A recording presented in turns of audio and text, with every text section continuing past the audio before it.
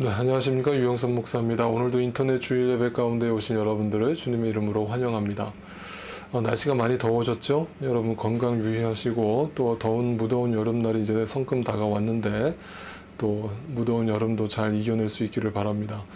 여전히 힘들고 어려운 상황이지만 우리 크리스찬들은 이 가운데서도 항상 믿음의 눈을 가지고 주님께 기도하면서 이 시간들을 이겨낼 수 있기를 바라고, 또 나 자신만을 위해서 기도하지 말고 나라와 민족을 위해서 기도하고 주님의 교회를 위해서 기도하는 여러분이 될 수 있기를 바랍니다.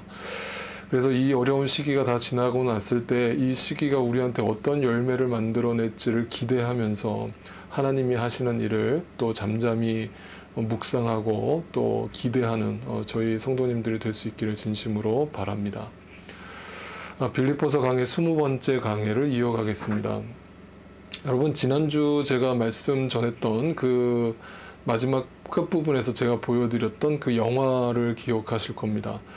그 영화를 보시면서 여러분 무슨 생각을 하셨습니까? 제가 지난주에는 굳이 자세히 설명을 드리지 않으려고 애를 썼는데, 제가 조금 풀어드리면 그 영화에서 우리가 봤던 장면은 이런 뜻을 담고 있습니다. 자, 거기 그 한 청년이 이제 그 필드에서 이렇게 뒤에 누군가를 등에 업고 이제 내 그 두 팔과 팔 다리로 이제 그 필드를 기어가는데, 옆에서 코치가 계속 이제 독려를 하지 않습니까? 격려를 하면서 조금만 더, 절대로 포기하지 마라.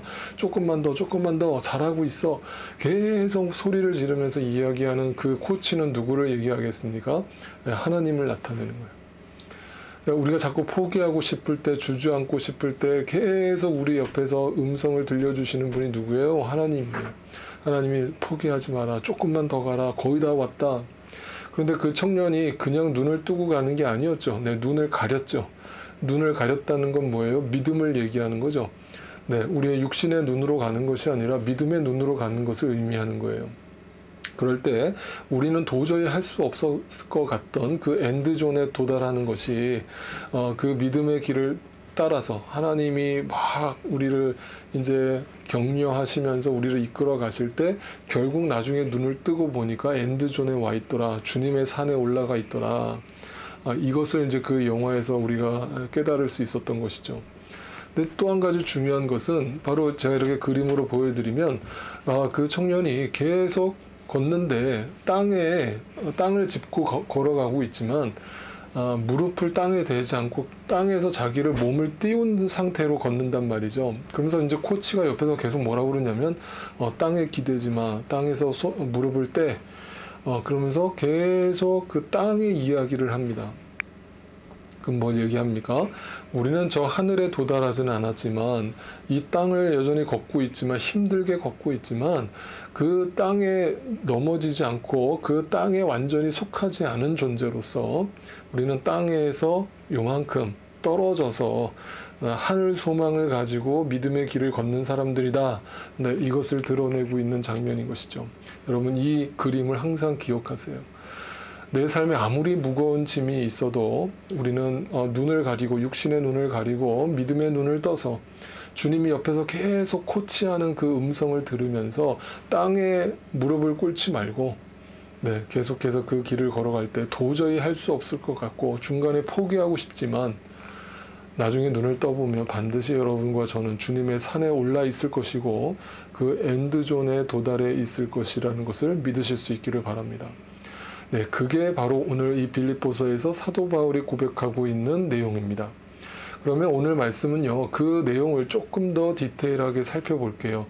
그 믿음의 길을 간다는 것이 어떤 의미가 있는 것인지, 또 우리는 어떻게 하면 그 길을 갈 수 있는 것인지, 우리의 목표점은 구체적으로 무엇인지 오늘 말씀을 통해서 다시 한번 확인을 해보겠습니다. 자, 오늘 본문 13절 말씀을 다시 보시면, 형제자매 여러분, 나는 아직 그것을 붙들었다고 생각하지 않습니다. 자, 그것이 일단 뭡니까, 여러분? 지난주에 우리가 봤던 것처럼 그것이 뭐예요? 목표점이죠. 엔드존이에요. 네, 주님의 산이고 부활이고 생명이에요. 우리 크리스찬들의 궁극적인 골이에요. 자, 이걸 들으면서 우리가 이제 헷갈리시면 안 되고 오해하시면 안 되는 것이 이거 들으면서 뭔가 이상하다. 사도 바울이 뭔가 구원에 확신이 없나? 뭔가 지금 신앙이 흔들리고 있나? 이런 뜻으로 해석하면 안 되고요. 이 말은 오히려 이런 뜻이에요. 여러분, 사도 바울은요, 늘 이런 식으로 자기 인식하는 것을 좋아했는데, 사도 바울은 고린도전서에서 이런 표현을 했었어요. 나는 내 몸을 쳐서 굴복시킵니다. 그것은 내가 남에게 복음을 전하고 나서 도리어 나 스스로는 버림을 받는 가련한 신세가 되지 않으려는 것입니다. 이제 저와 같은 목회자들, 사역자들이 범하는 굉장히 큰 실수가 있어요. 그게 뭐냐면, 내가 그렇게 가르치고 내가 말씀을 가르치고 복음을 전하고 하는 그런 삶을 살고 있는데, 그러나 자기의 신앙을 점검하지 않고 자기의 신앙을 늘 돌아보지 않는 목회자들, 사역자들이 의외로 많아요. 그러다 보면 남들은 그렇게 가르쳐 놓고 자기 자신은 태만해지거나 나태해지는 그런 사역자들을 종종 보게 됩니다. 그래서 이제 우리가 쉽게 접하는 것처럼 이렇게 소위 말하는 대형교회 목사님들 중에 뭐 범죄를 저지르거나 어떤 정말 타락하는 모습들을 우리가 쉽게 찾아보는데, 그러면 그분들은 원래부터 그랬는가? 처음부터 그렇게 사악한 마음으로 목회를 시작했는가? 물론 그런 사람들도 있을 겁니다. 그러나 저는 그렇게 생각하지 않는 것은, 그분들이 초심은 처음에 신학교에 입학하고 처음에 목회자가 되겠다고 결심했을 때는 절대 그런 마음으로 했을 거라고 생각하지 않아요. 그런데 그들이 시간이 흘러가면서 지금 사도 바울이 얘기한 것처럼 남에게는 복음을 전하고 남에게는 하나님 말씀을 가르쳤지만 자기는 돌아보지 않은 거예요. 자기는 늘 하나님 앞에서 괜찮다고 생각한 거예요. 그러니까 그게 어떻게 보면 자기 교만인 거예요. 그럴 때 사역자들을 공격하는 그 사탄의 공격은 더 강력하거든요. 그걸 인식하지 못할 때 쉽게 무너지고 쉽게 죄의 유혹에 넘어가는 거예요. 그래서 제가 늘 말씀드리는 거죠.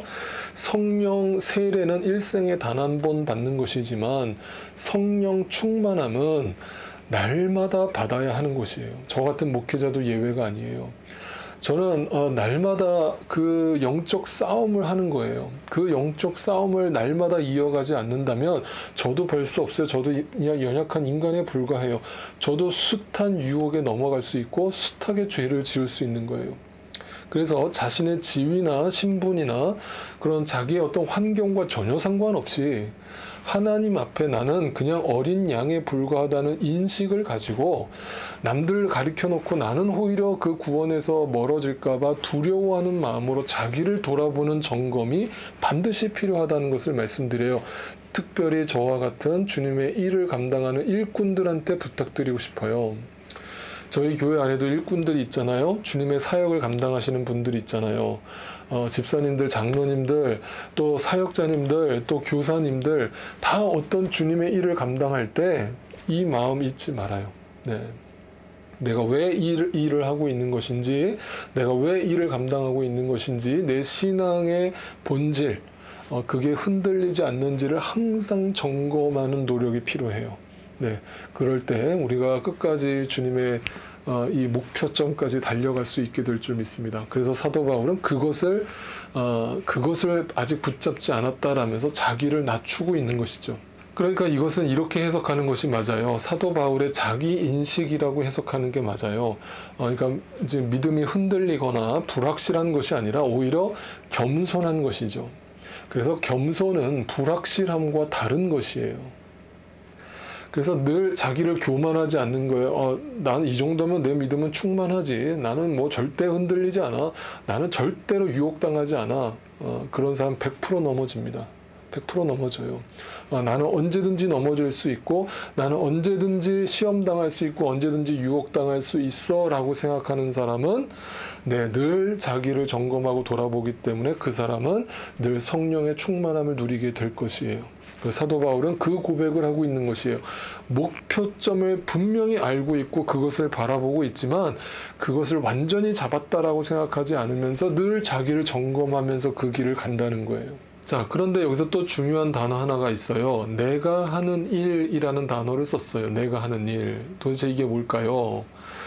사도 바울은 하나님이 하셨다라는 이야기를 계속 강조했었죠. 그동안 계속 우리가 이제 에베소서 말씀도 받고 빌립보서 앞에 부분을 계속 살펴봤지만 하나님이 하셨습니다. 하나님의 은혜입니다. 하나님의 선물입니다. 나는 아무것도 한 게 없습니다. 이렇게 고백했던 사도 바울이 내가 하는 일이라는 표현을 썼단 말이에요. 그럼 또 여기서 헷갈리는 거예요. 뭐지? 전부 다 은혜라고 얘기하더니 내가 하는 일? 그럼 내 노력이 담겨 있다는 얘기인가? 이렇게 헷갈리는 거예요. 그러면 저는 이 말을 딱 한 센텐스로 정리할 수 있다라고 생각해요. 성경 전체적인 관점이에요. 이 말을 기억하세요. 여러분, 구원의 확신 있잖아요. 확신은요, 반드시 헌신을 낳아요. 확신은 헌신을 만든다고요. 헌신을 가능케 한다고요. 그래서 그 헌신은 내 의지고 내 노력이 담기는 거, 내 열심이에요. 그런데 그냥 아무 목표점이 없는 열심이 아니고 방향성 없이 마구잡이로 뛰는 게 아니고 분명한 목표, 방향을 제대로 알고 뛴단 말이에요. 그게 헌신이란 말이에요. 그래서 내가 하는 일이라고 표현한 거예요. 자, 그러면 그 열심이라는 건 또 뭐겠어요? 뒤에 나오죠? 오직 한 가지래. 내가 하는 일은 뭐예요? 뒤에 있는 것을 잊어버리는 거예요. 그게 열심이라고요. 자, 그런데 여기서 중요한 이 단어를 생각해 봐야 되는데, 내가 열심을 내야 되는 그 첫 번째 대상이 뒤에 것을 잊어버린다라고 표현을 했어요. 그거는 뒤에 것을 부정하고, 뒤에 것이란 과거의 삶이겠죠. 예수를 믿기 전의 삶, 그 과거의 삶을 잊어버리고 지워버리는 것을 의미할까요? 정확하게 표현하면 그 뜻은 아니에요. 자, 이걸 이렇게 이해하셔야 돼요. 제가 이렇게 상담을 할 때도 이런 것을 종종 느끼는데, 상담을 한다는 것은 상처를 안고 있는 분들을 만나는 것이잖아요. 근데 그 상처라는 것은 다 과거의 것이죠. 그래서 그 과거도 내가 의식하는 과거이라기보다는 의식하지도 못하는 상태에서 경험했던 과거일 경우가 많아요. 근데 그게 오늘의 의식하고 있는 내 현재의 삶을, 내 발목을 붙들고 있는 거예요. 그게 상처라는 거예요. 그래서 이렇게 상담을 하다 보면 계속 그 과거에 붙들려 있는 분들이 많아요. 빨리 그거를 정리하고 그거를 이제 받아들여야 되는데, 그거를 계속 거기에 끌려다니면서 현재의 삶과 미래의 삶을 망가뜨리고 있는 분들을 많이 만나는 거예요. 그러면 저도 그 경험을 해봤기 때문에 너무나 안타까운 마음에 어떻게 해서든 그 마음을 이해해드리려고, 공감해드리려고 상담을 해드리고 또 조언을 해드리고 하지만, 계속 거기에 붙들려 매여 있는 분들을 볼 때 너무 마음이 아프고 안타까워요. 그런데 제가 그때마다 그분들께 해드리는 게 있어요. 해드리는 말이 있어요. 뭐냐면, 과거를 잊어버리려고 하지 말고, 그거를 부정하려 하지 말고, 그 과거가 어떤 과거인지 모른다 할지라도 그 부정적인 과거, 잊고 싶은 과거, 상처투성인 그 과거를 나의 삶으로, 나의 모습으로 인정하고 받아들이라는 거예요. 용납이라는 거예요. 여러분, 치유가 되고 회복이 된다는 건요, 과거의 삶을 무시하고 버려버리는 게 아니에요. 그 과거의 삶을 용납하는 거예요. 인정하는 거예요. 받아들이는 거예요. 그럴 때 그 안에 현재의 삶에서 치유와 회복이 일어나고 드디어 내일이라는 소망이 생기기 시작해요. 여러분, 근데 여기서 사도 바울이 썼던 뒤의 것을 잊어버리라는 그 표현도 그 뜻이에요. 왜 그런가 하면, 자, 성경 전체적인 관점은 이거예요. 여러분, 탕자의 비유를 제가 수도 없이 얘기하잖아요. 탕자의 비유의 핵심이 뭐예요? 탕자가 과거에 그 돼지우리에서 실패해서 돼지우리에서 쥐염 열매나 먹던 그 과거의 삶이 어떻게 보면 잊어버리고 싶은 과거잖아요. 실패한 인생이잖아요. 그게 내 안에 상처로 남아있잖아요. 그런데 탕자가 그 방황하는 삶이 없었다면 아버지의 품에 안겨있는 그 현재의 그 기쁨과 그 사랑을, 그 감격을, 그 기쁨을 온전히 그걸 누릴 수 있었을까요? 아니라고 생각해요. 네. 그 방황의 시기를 인정했기 때문에 그 방황의 시기, 그 방황과 실패와 좌절의 경험이 그게 나의 인생의 한 부분이었다는 걸 인정했기 때문에 아버지께 돌아온 거예요. 그리고 그 아버지에 돌아왔을 때 그 사랑을 만끽하고 기쁨을 누린 것이고요. 그래서 잊어버린다라는 것은 반드시 나를 앞으로 나아가게 하는 동력이에요. 그리고 그 잊어버린다는 것은 그 과거의 삶을 포용했기 때문에 나를 앞으로 가게 하는 힘이 된다는 거예요. 자, 그래서 그 다음에 뒷구조를 보면 몸을 내밀면서 앞으로 간다고 그랬죠. 여기 몸을 내민다는 표현이 헬라어로 에페크라고 하는 단어로 썼는데요. 이게 뭐냐면 죽을 힘을 다해 열심히 노력한다예요.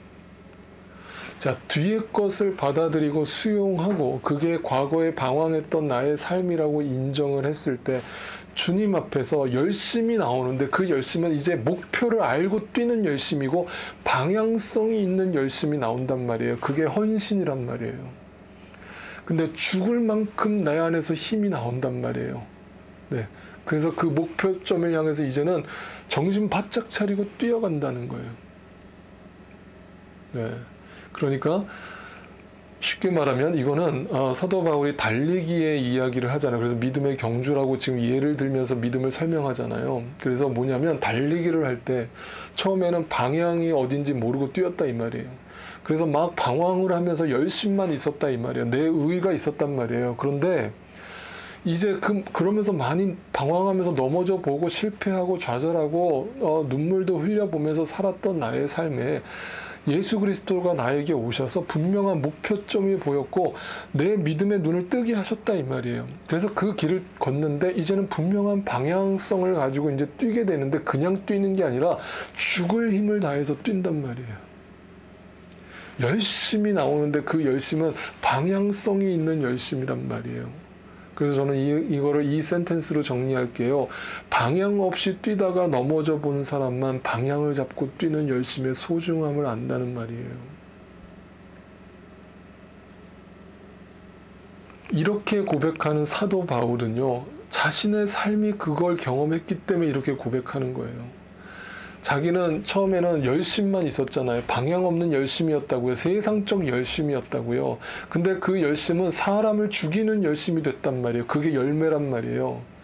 그런 사도 바울에게 예수님이 다가오셨고 그를 만나주셨고 그를 사도로 부르셨어요. 그러니까 자기는 만삭되지 못한 자와 같은 자고 죄인 중에 괴수와 같은 자인데 어떻게 나 같은 인간을, 어떻게 나 같은 죄인을 주님의 은혜의 도구로 쓰시고 나를 주님의 사역자로 불러주셨는가에 대한 감격이 있는 거예요.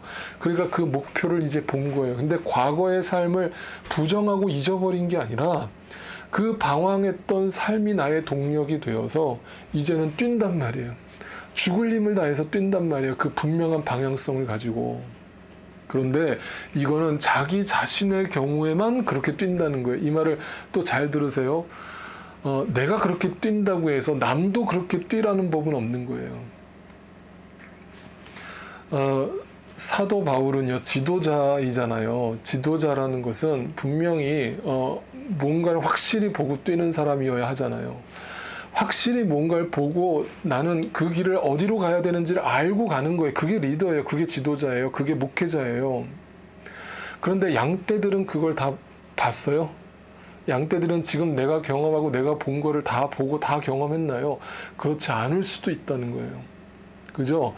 그러면 사도 바울이 빌립보 교인들한테 이 서신을 쓰면서 자기의 그렇게 확고한 신념과 자기의 확고한 헌신을 이야기하면서 도대체 무슨 이야기를 하고 싶은 걸까요? 만약 여기서 나는 이렇게 그걸 분명히 알았고 확실히 뛴다. 나는 이렇게 열심을 가지고 죽을 힘을 다해서 뛰고 있다. 근데 너희는 왜 안 뛰냐? 너희도 뛰어라. 이렇게 만약에 설교가 흘러가고 이 서신이 쓰여졌다면 사도 바울은 큰 죄를 짓는 거예요. 무슨 죄요? 교만의 죄를 짓는 것이고 그걸 통해서 또 자기와 믿음이 레벨이 다른 사람들을 상처를 주는 거예요. 그런데 사도 바울은요, 이 목표점, 뭔가 그들한테 샘플이 되어지는 이야기를 하면서 내가 이렇게 살게 됐습니다. 나는 이걸 보고 갑니다. 여러분, 나는 분명한 목표점을 보고 뛰고 있습니다. 나는 죽을 힘을 다해서 지금 뛰고 있습니다. 내 현실은 지금 감옥에 갇혀 있지만 나는 그것이 내가 뛰어가는 이 방향과 목표점에 전혀 장애물이 되지 않습니다 하면서 뛰고 있는 이야기를 하고 있는 거예요. 그런데 그 뒤에 가서요, 이런 이야기를 합니다. 16절입니다. 어쨌든 우리가 어느 단계에 도달했든지, 자, 이 단계라는 단어를 썼는데요. 이게 원어로 정확하게 풀면 이런 뜻이에요. 수준, 상태, 나이, 이런 뜻이에요. 여러분, 성경은요, 어떤 골을 얘기하지만, 우리 모두가 가야 될 골, 크리스찬으로서 마땅히 걸어야 할 그 길을 얘기하지만, 그러나 수준을 동시에 얘기하는 거예요. 단계가 있다는 거예요. 나이가 다르듯이, 나이에 따라서 그 성숙도가 다르듯이 신앙에도 나이가 있고 레벨이 있고 상태가 있고 수준이 있다는 거예요. 그런데 어린아이한테 저 어른이 이야기하는 걸 요구할 수는 없잖아요. 그러면 애가 어떻게 되겠어요? 애가 낙오자가 되겠죠. 애는 왜요? 그럴 힘이 없으니까, 그걸 못 따라가니까 주저앉아 버리겠잖아요. 그럼 그게 하나님 뜻이, 야, 낙오자는 내버려도 갈 수 있는 사람만 데리고 와. 이게 과연 하나님 뜻일까요? 아니에요. 그래서 저의 목회 철학이기도 하고 성경의 관점이기도 한데, 여러분, 때로는요, 목회자의 삶이 힘들다라고 얘기하는 말을 저는 이렇게 해석을 해요. 뭐냐면, 왜 힘든가 생각을 해보면, 어떤 때는 막 뛰고 싶을 때가 있거든요. 뛰어야 하는 때가 있어요. 그래서 제가 지금 보고 있는 거를 우리 성도님들이 다 같이 보고 뛰었으면 하는 바람이 저한테도 있어요. 그런데 그걸 보고 같이 뛰자고 하는 성도님들도 있지만, 목사님, 저 준비됐어요. 이제 뛰세요. 저도 뛸 준비가 됐어요. 하시는 분들도 계시지만, 그렇지 못한 분들도 계시거든요. 교회 공동체라고 하는 것은, 목사님, 저는 지금 걷는 것도 숨차요. 저는 기는 것도 숨차요. 하는 분들한테 뛰라고 요구할 수는 없잖아요. 레벨이 있잖아요. 그럼 어떻게 해야 돼요? 너 왜 그거밖에 안 돼요? 라고 윽박지르고 해야 되겠어요? 푸시해야 되겠어요? 아니에요. 성장하고 성숙할 때까지 기다려줘야죠. 그래서 목회자는요, 기다리는 거라고 생각해요. 아버지의 마음으로 기다려주고 참아주고 품어주는 거라고 생각해요. 그래서 저는 항상 여러분보다 한 발자국만 앞서가려고 애를 써요. 그리고 늘 뒤를 돌아봐요. 뒤를 돌아봐요. 아, 내가 좀 너무 앞서가지 않나? 너무 내 기준으로 바라보지 않나? 지금 모두가 다 같이 가고 있나? 누구 한 사람이 처지지 않았나? 누구 한 사람 낙오자가 되지 않았나? 그거 자꾸 돌아보는 거예요. 사도 바울이 그 이야기를 하고 있는 거예요. 나는 분명한 목표점이 있습니다. 그리고 나는 열심히 있습니다. 나는 이제 분명한 방향성을 가지고 지금 뜁니다. 죽을 힘을 향해서 뜁니다. 그런데 여러분이 어떤 단계에 있든지 그 단계대로 오세요. 거기에 맞춰서 갑시다. 이 얘기를 하는 것이죠. 그래서 한마디로 얘기하면, 목표가 흐릿하고 방향이 흐릿하더라도 괜찮아요. 방황하더라도 괜찮아요. 기다려줄게요. 너무 조바심 내지 말고, 조급해지지 말고, 너무 그렇다고 낙심하지 말고, 포기만 하지 마세요. 끝까지 그 길을 같이 갑시다. 함께 갑시다. 그 얘기를 하는 거예요. 그래서 그 단계에 맞춰서 행합시다 라면서 빌립보 교인들한테 사도 바울이 설명하고 있어요. 그러니까 이 말은 행합시다, 이 말은 뭐예요? 그 단계, 여러분의 수준에 맞게 일단 그래도 뛰어봅시다. 한번 계속 가봅시다. 달려가 봅시다. 멈추지 맙시다. 포기하지 맙시다. 그러면서 이 결론을 이렇게 냅니다. 15절입니다. 그러므로 누구든지 성숙한 사람은 이와 같이 생각하십시오. 어떻게 생각하라고요? 사도 바울처럼. 성숙하다는 뭐예요? 지금 목표점이 분명히 보이고 뚜렷하게 보이고, 거기에서 오는 과거의 방황의 경험을 통해서 이제는 분명한 방향성을 가지고 뛰는 열심이 생겼다 이 말이에요. 헌신이 나온단 말이에요. 그래서 이제 그걸 본 사람은 나와 같이 뜁시다 이 말이에요. 그런데 그 뒤에 뭐라고 나와요? 여러분이 무언가를 달리 생각한다는 건 뭐예요? 그걸 보지 못했다면 이 말이에요. 그걸 아직 보지 못했다면, 여전히 여러분 지금 그 목표점이 흐릿하고 어디로 뛰어야 되는지 정확하게 모르고 있다면 하나님께서는 그것도 여러분에게 드러내실 것입니다. 자, 그러면 이걸 갖다가 좀 더 쉽게 풀어드릴게요. 메시지 성경으로 이 본문을 다시 읽어드릴게요. 이렇게 돼 있어요. 그러므로 하나님께서 우리를 위해 마련하신 것을 모두 얻으려는 사람들은 그 목표에 초점을 맞추어야 합니다. 여러분이 전적인 헌신에 못 미치는 것을 마음에 품더라도 뭐예요? 전적인 헌신, 그 열심이 나오지 않더라도 이거예요. 그죠? 나한테는 그 열심이 안 나오는 이유가 뭐예요? 흐릿하기 때문이죠. 목표점이 흐릿하기 때문이에요. 그걸 아직 보지 못했기 때문이에요. 그렇더라도 하나님께서 여러분의 흐려진 시야를 깨끗하게 하심으로 결국 여러분은 보게 될 것입니다. 저는 이제 이 메시지 성경의 유진 피러스 목사님이 이거를 이렇게 표현해낸 것이 기가 막힌데 정확하게 성경을 본 거예요. 흐릿하게 보이더라도 걱정하지 마세요. 포기하지 마세요. 반드시 하나님이 그거를 선명하게 보이게 하시는 날이 올 겁니다. 사도 바울이 보고 있는 것을 여러분도 보게 될 것이고 제가 본 것을 여러분도 보게 될 것입니다. 반드시 그날이 올 겁니다. 그러니까 저와 함께 계속 그 길을 갑시다. 예수님을 우리가 따라갑시다. 예수님이 우리 앞서 가고 계시니까 뒤돌아보지 말고 뒤의 것을 함께 포용하고 지나온 나의 과거와 아픔과 상처를 포용하고 수용하고 인정하고 이제는 그 예수를 바라보고 함께 그 길을 갑시다. 같이 걸어갑시다. 같이 뜁시다.